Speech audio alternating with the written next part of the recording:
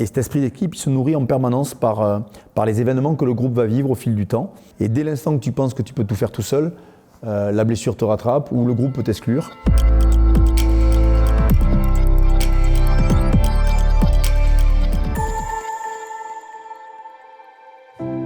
L'esprit d'équipe, c'est cette forme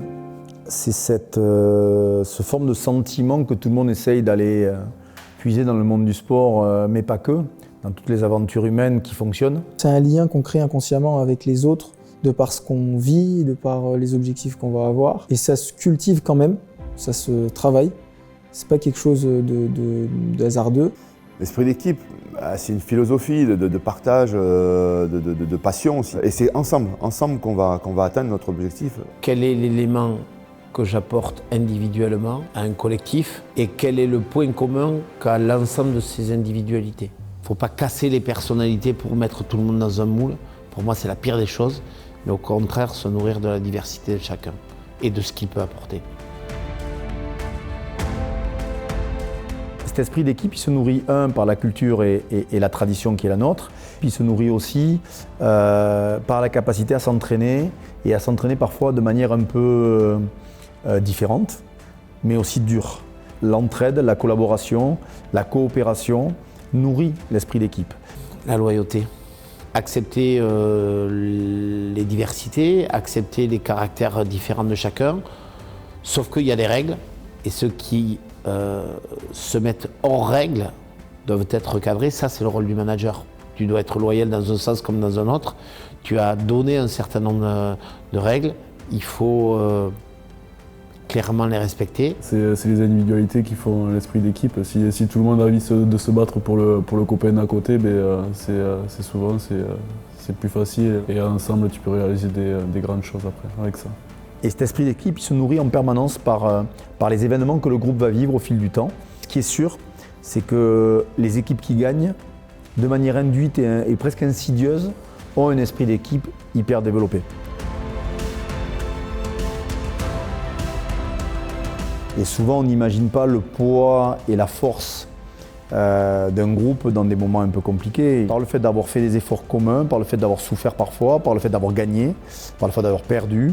Heureusement, j'allais dire, que la base même de notre sport, elle soit de se souder dans ces moments-là. C'est là qu'on voit très souvent la force d'un groupe, la capacité individuelle à aller chercher sa propre responsabilité, sa propre mise en cause pour le groupe. Après, les divergences, ça peut arriver, on n'est que des humains, donc on peut monter dans le ton. Mais par contre, on ne peut pas déborder hors du cadre. À un moment, il faut vite que ça vienne nourrir finalement. Et même si des fois il y a des petits conflits, des fois ça anime un peu le groupe et c'est plutôt bien même des fois. C'est pas palpable, c'est ce qui fait sa fragilité, c'est qu'on ne peut pas trop la quantifier et dire sur une échelle de temps à temps, on est vraiment ici. Non, ça c'est pas quantifiable l'esprit d'équipe, mais c'est quelque chose qu'on ressent et qu'on crée. On a beaucoup de sentiments de frustration à gérer au quotidien, qui est totalement légitime parce qu'ils mettent tout en œuvre pour s'entraîner, performer et jouer. Et quelque part, pas forcément ma personne, mais l'entraîneur que je suis, empêche parfois certains d'entre eux de jouer. Donc c'est gérer une carrière individuelle, il y a forcément des notions d'ego, mais l'intérêt supérieur reste l'équipe, l'intérêt supérieur reste l'institution, c'est-à-dire plus que l'équipe du moment, le Stade Toulousain doit prévaloir sur tout. Et dès l'instant que tu penses que tu peux tout faire tout seul, la blessure te rattrape ou le groupe peut t'exclure. On a des règles entre nous qui sont aussi un mode de fonctionnement où l'humilité est souvent avancée, mais au-delà d'être avancée, c'est cette solidarité, cette collaboration qui est hyper importante. Symboliquement, peut-être un trophée qui a été soulevé par un joueur qui était blessé. Voilà. C'est lui qui est allé le chercher, c'est lui qui a brandi le bouclier. Parce que c'était son bouclier aussi, même s'il n'était pas sur le terrain, il n'avait pas joué le match là. C'était clair pour tout le monde qu'il fait partie du groupe et qu'il le méritait autant que ceux qui avaient joué ce match-là. C'est la défaite en finale 91, donc c'est la rencontre également avec la blessure. Après que le Parc des Princes ait été éteint, les Béglés sont haut en couleur puisqu'ils ont remporté cette victoire. Et nous, on se promet dans ce mini-groupe de cette génération d'y revenir.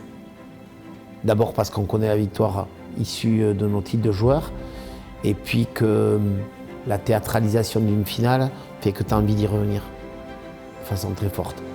Et on y est revenu.